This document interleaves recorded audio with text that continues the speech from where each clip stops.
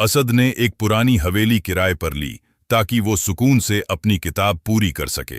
हवेली दिखने में तो खूबसूरत थी, लेकिन उसके कमरे असामान्य रूप से ठंडे थे। पहली रात जब असद अपने कमरे में बिस्तर पर लेटा तो उसे महसूस हुआ जैसे कोई उसे देख रहा है।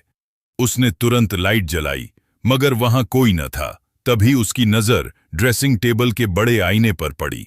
उसे आईने में अपनी ही तस्वीर नजर आई, मगर कुछ अजीब था।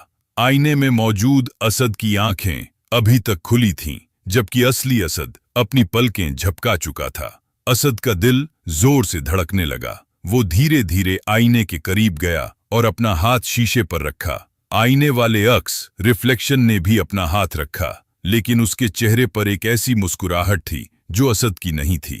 अचानक आईने के अंदर वाले असद ने अपना हाथ शीशे से बाहर निकाला और असली असद का गला दबोच लिया। असद चीखना चाहता था, मगर आवाज गले में ही फंस कर रह गई। अगली सुबह जब नौकर हवेली पहुंचा तो उसने देखा कि कमरा बिल्कुल खाली है। असद कहीं नहीं था, लेकिन आईने के अंदर एक धुंधली सी तस्वीर नजर आ रही थी। वो असद ही था जो शीशे के दूसरी तरफ से बेबसी से बाहर देख रहा था, जबकि आईने से बाहर निकला हुआ साया अब असद के कपड़े पहनकर शहर की तरफ रवाना हो चुका था।